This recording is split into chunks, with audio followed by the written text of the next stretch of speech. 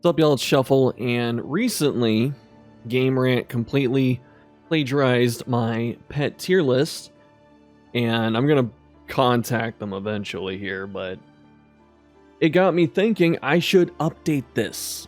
So, some stuff has changed. Some of the pets have gotten buffed. I don't think any have gotten nerfed that I can remember.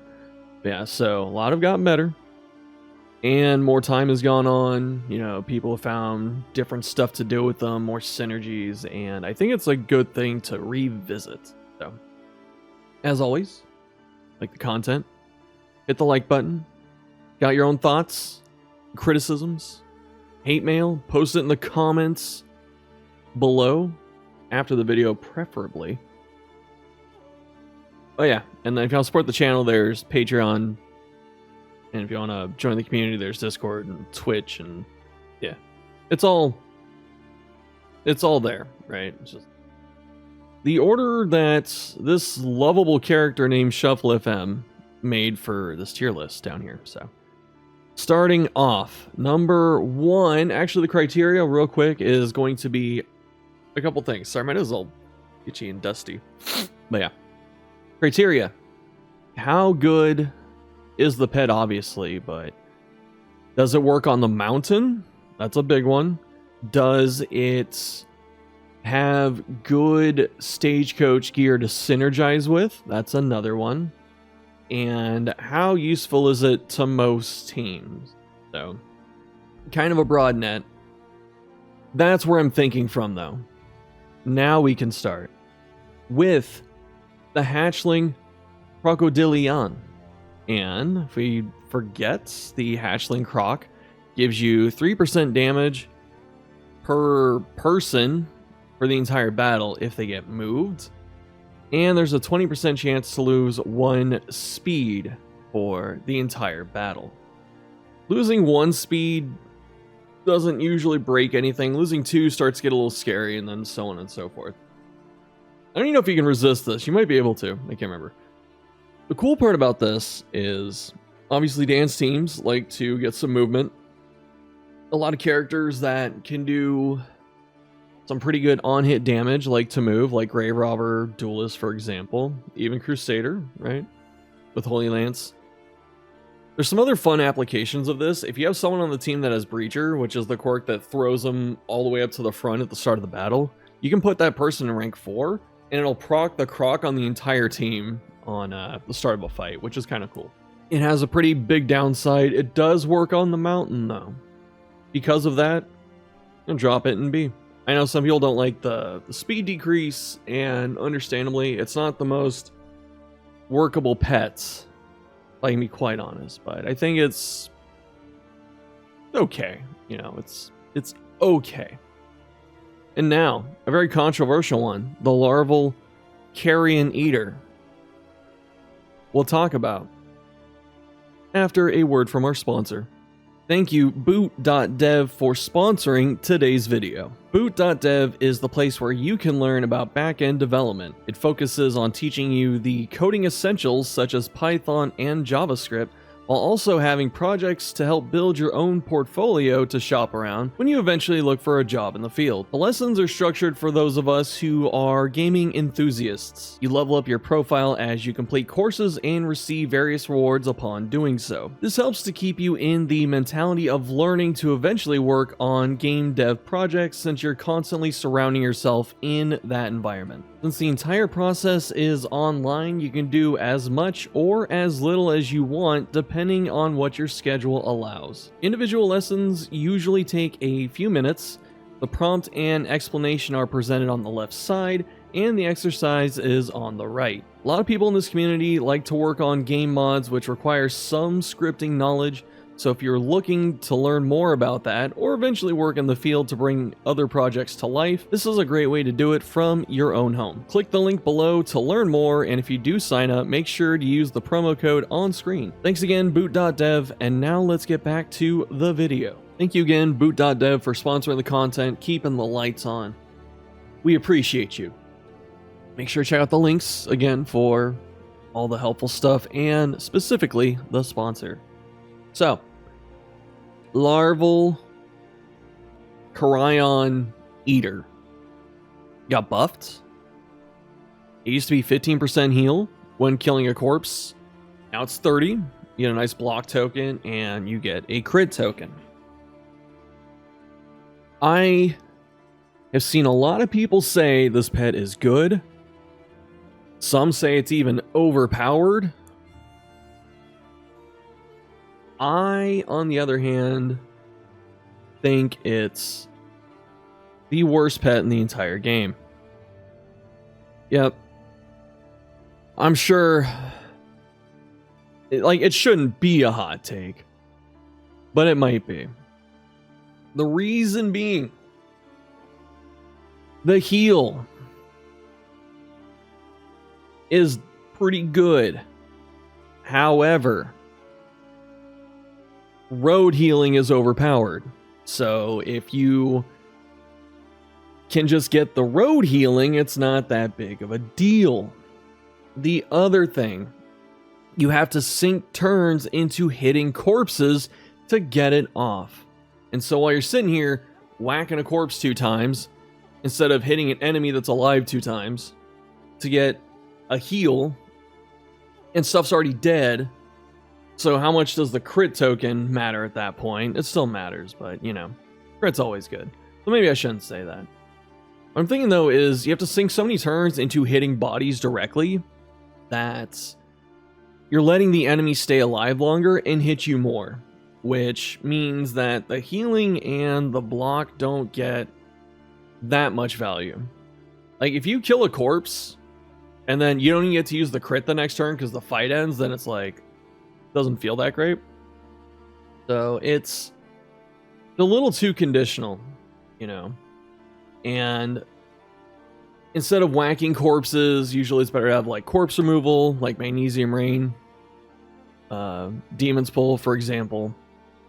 So I don't see the value in this, honestly. I guess the value of it is that you can get a crit token, which can be helpful, and also you're not tied to using specific stagecoach gear, so you can put on whatever you want, which is pretty good. But really, if I want to do that, there's other pets, you know? So I just don't find that's worth it. You may, I don't. Alright, the next is the Unnatural Owl, the Moist Owlet.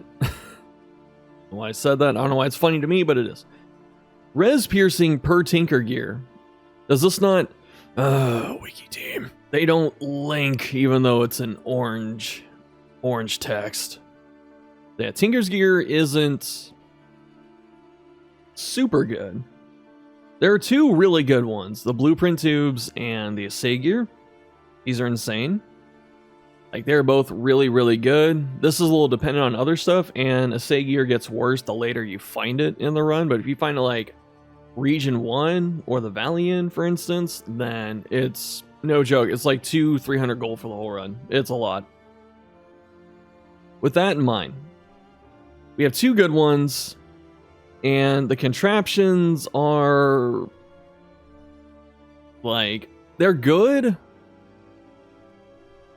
Like, these are pretty good, I guess. So, like, the T-claps are good. The Dazzler can be good. Smoke bombs are usually pretty good. Noisemakers, these kind of fell off in usefulness because they keep pumping taunt into the frickin' game. So, who needs this anymore? But yeah. The other one, trap items are really underwhelming. Like, some of these are pretty okay. Like, you throw these almost immediately. Like, the scrap grenades, the bear traps, you know, just, these are not wonderful things to create, you know? So, then finally explosives, which... Okay, we get 4. There's none for... Oh, wait, no. The burn... Or the bleed ones are contraptions. Weird. Yeah. The stuff that is considered, like, Tinker items that you can create, a lot of them aren't too impactful in terms of creation. And so being able to use all this stuff is... Or, like, these 2, the tubes and the Assay gear, is kind of where this pet actually does anything. And since it's for res piercing, that's a really good effect, The issue with the owl is that the gear that you use to enable it, by and large, is not stuff you keep on the entire run. Meaning it's not that great for the mountain, usually it might be better to find something else on the way up there. The other thing is not everyone on your team is debuffing.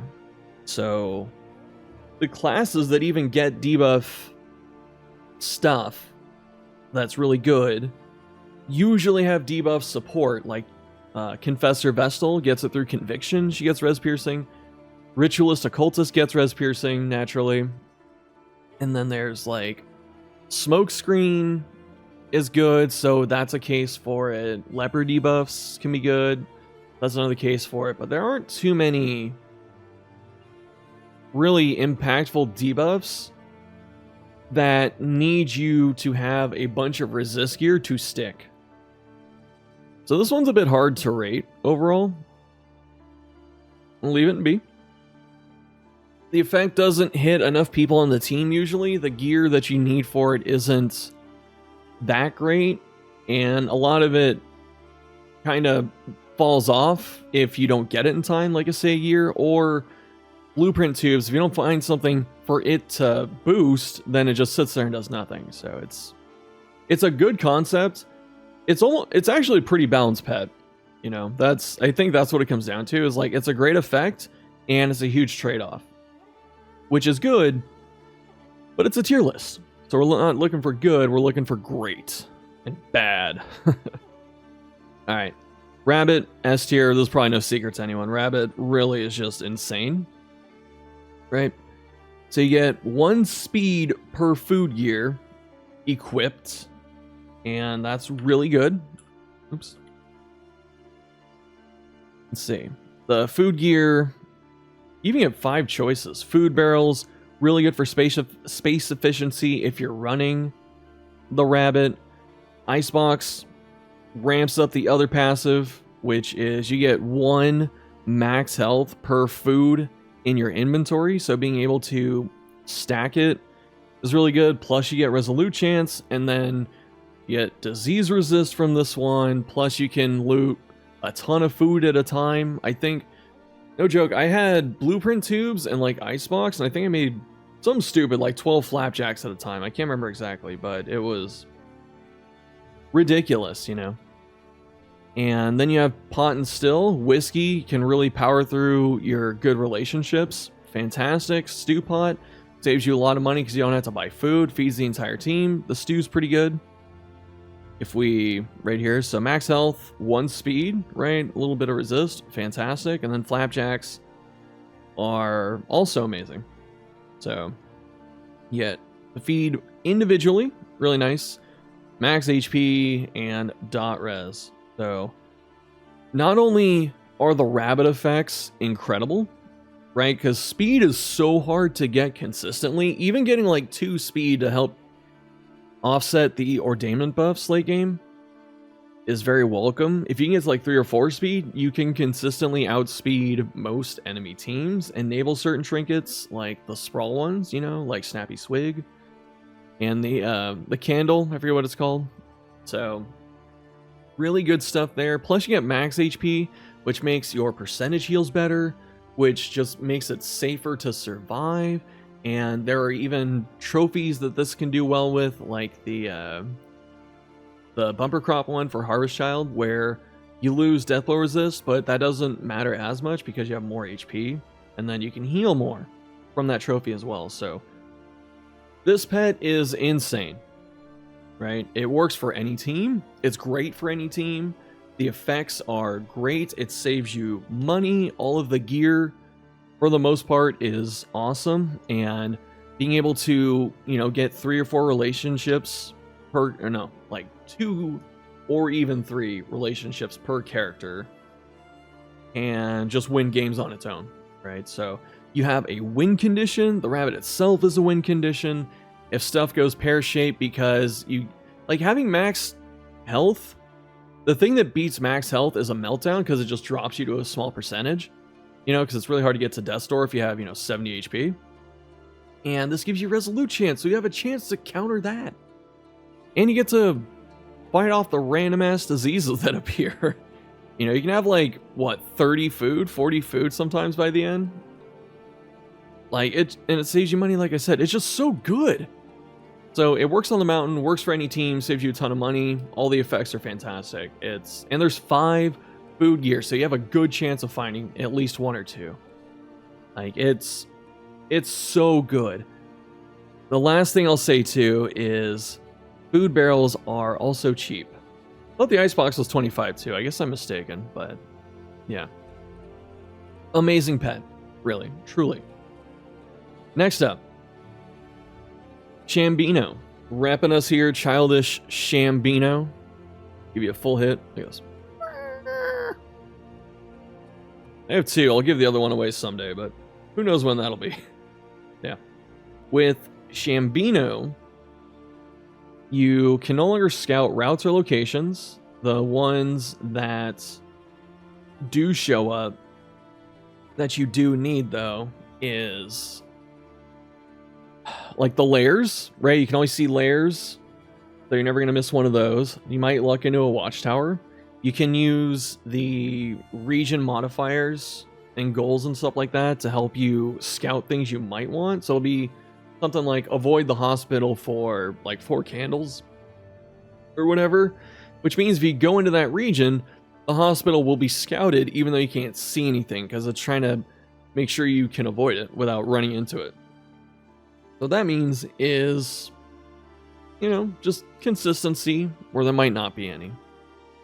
You can also scout cultist nodes, and they give you extra cultist node locations, and I think one of the drawbacks was that you couldn't get cultist nodes in the first region, so the Shambler pretty much didn't do anything until the second region, but I think they changed that with this.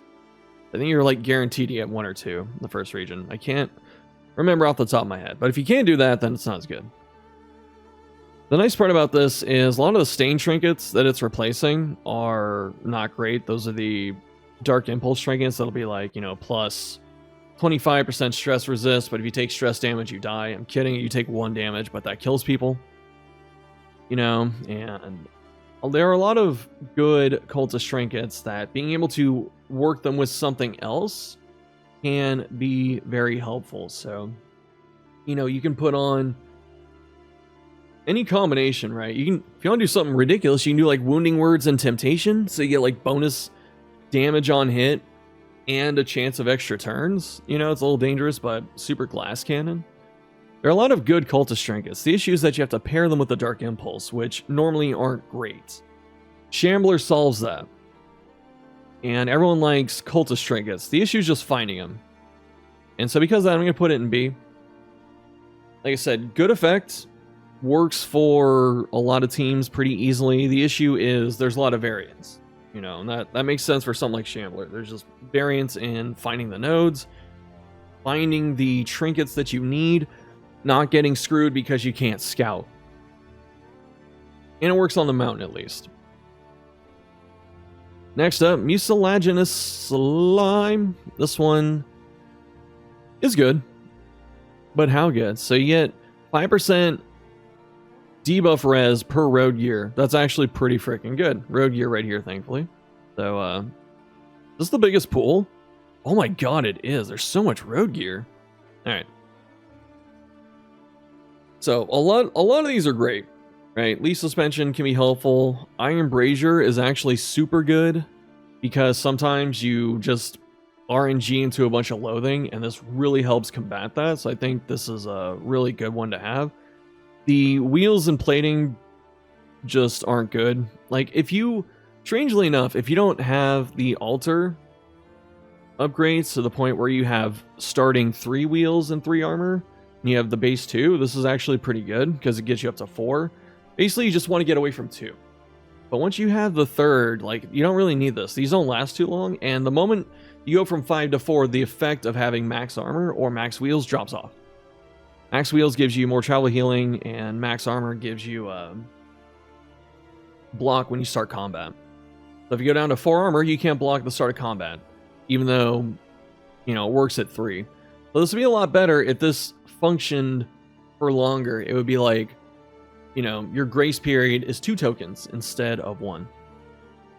Wagon Jack is helpful when you need it.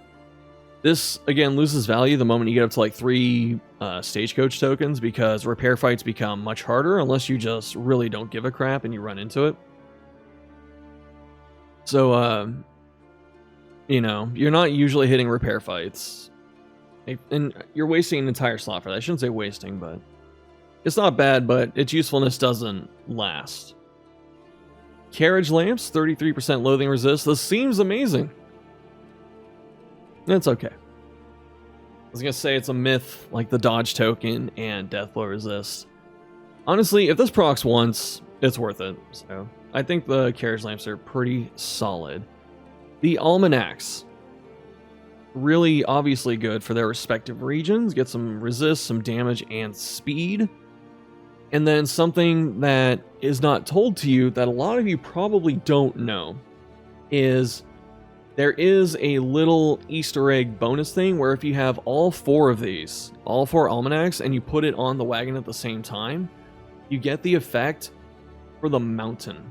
So I think it changes something. You might not get the speed or whatever, but I think you do get the speed. Anyway, you get a bonus on the mountain for having all 4 of these, which is pretty cool. It's a nice little thing. And so since road gear is pretty solid and a couple are cheap, there's a lot of it. And also there are academic studies where you can force get these, so you always have them, most likely, you know, if that actually shows up. And you get the debuff res, which is incredibly helpful. So slime is it's good for any team. Debuff resist is super important, helps you deal with a lot of garbage that happens. You could argue S, honestly. My only issue is that if you don't get, like, none of this applies to the mountain unless you get all 4 almanacs, and then like maybe the brazier and leaf suspension, because this will save your flame when you're going to the mountain boss, so you come in with like a higher torch potentially, and then 4 positive relations, just good. So I think A is okay. Shrieker chick. This is one I rated very lowly the previous time, or very low. However, actually, no, I forgot this. The increased looting of items from road debris. Boop. There you go. I forgot. I didn't see that at first. My bad. I thought it was on the Shrieker chick. So yeah. Slime is S. There you go. All right. Shrieker chick. The bonus crit per scouting is helpful. Extra baubles. This is really good. So what this enables is every time you see the hoarder, you're usually gonna have like 80 baubles or something. So you can usually pick up something, depending. So it really keeps your baubles up. You can keep buying gear that you need. You can keep repairing the wagon. You can keep buying trinkets. And the bonus crit is just never bad. What's the issue here? Where's the scouting gear? Luxury? Generic. Scouting. It's at the bottom. Oh wait, it even tells you. Almanac set has a hidden bonus when all 4 are equipped on the mountain. Okay, so you do get the Almanac effect. See? I told you. I wasn't lying. Alright, scouting stuff. Hero Shrine scouting. You lose this the moment everyone, at least on the team, I think, has their shrines done. So this just stops appearing, so this is just one less option. Crow's Nest, okay. Telescope, okay. The academic map is pretty good. Finding caches and specifically studies can be really nice. Having hospital scouted can be run saving. And with the Shrieker specifically, this is pretty good. Having access to the hoarder and extra trinket selection. And then finally the trackers map, also good. Like oases are good. Creature dens are usually like 2 or 3 mastery. So, it's a pet that works on every team. It has some pretty good upsides in terms of the gear. It works on the mountain. So, for that reason, I'm going to make it A. It seems like it should be S, and it's pretty close, honestly. But the one thing I'll say is that like all the scouting gear just doesn't do anything when you get to the mountain. So these are essentially just, you know, crit bonuses. And like, you know, you may get all 4 and get up to 8 crit, which can be really good. But like, if you only get like 2 or 3, so you have like 4 or 6 crit on the mountain, this is, doesn't feel as good. So if you're looking for really good trinkets from that point. So if you get the good trinkets, then the wagon gear offset doesn't matter too much, but it's not as powerful as like these two, right? Just being able to go to the mountain with a bunch of speed and max HP is crazy. For example, Pliskin, Snake Pliskin. Where it's at the top, right? Med gear. All right, so the snake is very cute, very cool, and you get bonus healing received from skills per medical gear. Random hero after each location heals 10%. So it's really, really good at keeping your team topped off on HP as you're going. And then in terms of medical gear, there's some good ones. So being able to stack extra restoratives. So this can be things like healing salve, I believe, which is, you know, it's nice to have a bunch of those. So any restoratives can stack higher. And being able to carry a bunch into a fight is really good. Extra items for the from the Surgeon's Mixing Kit, which makes restorative items. So having these two together is really good. So there's some synergy. The bottle case, having concoctions and powders, can be pretty good. Like the powders specifically, I think they're the like resistant things. So, you know, clotting powder where you have 66% bleed resist. And you get a stress heal for resisting. That can be really nice. A really good one is Compress Kit. So being able to make poultices on your run and then get extras from the Mortar and Pestle, or I should say stack, is awesome. So like most mountain fights have something where poultice stacking is helpful. Like being able to stack fire, being able to stack bleed, even blight. I think speed poultice counts. Nightshade concoction from it comes from the bottle case, but yeah. So there's some really good poultices out there to stack. Stun poultice. If you're using something like a trinket that stuns your teammates, like drone pipe or pocket watch, those have a chance to stun you or your teammates. Being able to have stun poultice to deal with that is really nice. So these are a good combo. Issue is you have to get both. Medical equipment, bonus travel healing. Do you want your team to never be under 100% HP when you get to any fight again? Well, there you go. The surgeon stable. I say surgeon instead of carrion now just because I'm tired of all the pronunciation friends getting on my ass. We all know it's a surgeon, so I'm going to call it a surgeon. And after each location, 10% chance to remove disease. Very helpful. Can be clutch. You'd be surprised. So, not bad. Alembic and Retort. Bonus concoction things. Chance 25% to produce. Wait, okay, so this is concoction and powders. Okay, I had it backwards. And the... which one buffs that? Bottle case, right? Yeah, okay. So concoctions, powders, they're okay. And then finally the Surgeon's Mixing Kits where you get restoratives can also be really good. So this pet doesn't lose value on the mountain. It's pretty good for the run. A lot of teams, pretty much any team benefits from it. And the wagon gear is also good. And this is a tough one. Like, my gut check was A. And that's because it's a defensive pet. And usually offensive things or preventative things are better. So it's like slime preventing blind, preventing weak. Keeps your offense up, which is good. The rabbit lets you go faster, which leads to you having, more turns compared to the enemy. That's better. Shrieker gives you crit. That's good. And this is purely defensive. And the other thing too is a lot of the medical gear requires combo, so it's like it's good if you have one. Some of them don't do anything if you don't have the other half of it. So it's a little bit tough to pull off. And road healing is already powerful enough where healing an extra 10% after a location isn't like the best. So I am actually pretty happy with that. Next, the Tick. Gain on killing blow, chance to produce the blood, 8%. So the blood is an item where you get immediate crit, immediate strength tokens, so both of those, and a speed token, but you give yourself 3 points of horror, potentially, for the next couple rounds.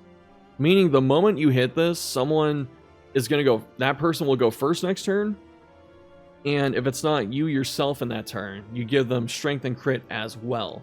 So there are a lot of plays you can make with this. All you have to do is hit the enemy directly to get the blood.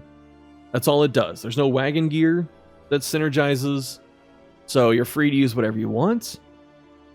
And I am gonna say it's S tier. That's right. The Tick is an amazing pet. People go, oh, but shoof, it doesn't do anything with dot teams. Dot teams don't need the strength token. They like the crit. The speed's okay. Like, the speed's still good, but like, you know, dot teams don't necessarily need this to succeed. Like, the strategy just doesn't usually revolve so much around that. However, damage over time moves still do on-hit damage. There are other people on the team still doing on-hit damage. So you still have a chance of getting a good amount of blood over the run.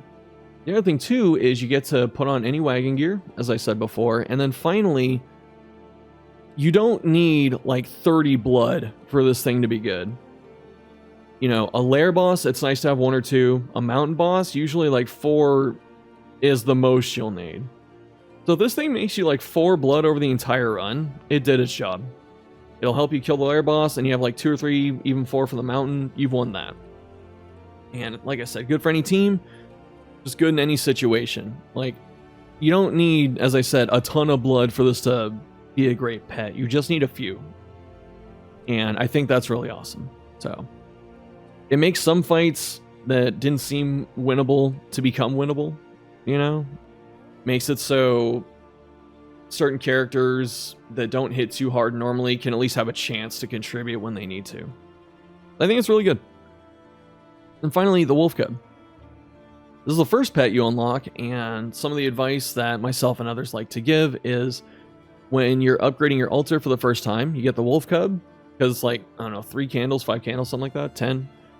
And then you stop upgrading the pets for a long time, because this thing can last you the entire game. You know, if you're not trying to max out the entire altar, you're just trying to play through the story one time, you know, get your like 30, 40 hours into the game and bounce, this pet will do it for you. The 10% positive relationship thing goes to both characters, so it's effectively plus 20% positive relationship chance, which is really nice. And then having stress resist, which is a very powerful effect per luxury gear, is nice as well. The other thing is that luxury gear is actually pretty good by itself. So Strongbox, being able to stack stuff, can help with space efficiency. The workable loom, I'm not quite sure why this is luxury. I guess just because, like, you know, nice clothes and silks and stuff like that are luxury items. And there's really no other place to put it, you know? So, Collector's Chandelier, also not the best. Like, if you're trying to farm Collector and farm Candles, sure, that's fine, but... So, Strongbox is okay. Then we get to the good ones. Wind Chime, really good. Keeps stress off of the team. You know, just even taking off 1 stress, going to, like, 8 or 10 locations per region, whatever it is, a lot of stress you're working off. Very good. T-Service, bonus positive relation. Or... having this equipped, which is also really good with the Wolf Cub that's already giving you plus 10 to everyone. So this is, I think, like plus 32 because you get the extra 6. Amazing. Trinket Organizer, one of the best wagon gears in the game. This thing pumps out indelible trinkets, which is the highest tier, like no one's business. So you can find some really nutty stuff while you are just doing your run. Like, you can put this on, region 1, go to the Shroud, no joke, find Compass, like, first fight. It's crazy. So, really, really good at all times, and saves you a lot of baubles, so you don't have to buy trinkets.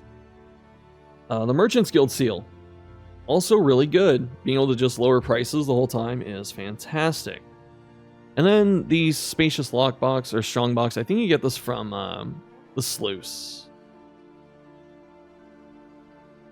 Actually, maybe you get this anywhere. Is there a Sluice version? Oh, Sluice only. Maybe I'm tripping. Anyway. So yeah. The Wolf A.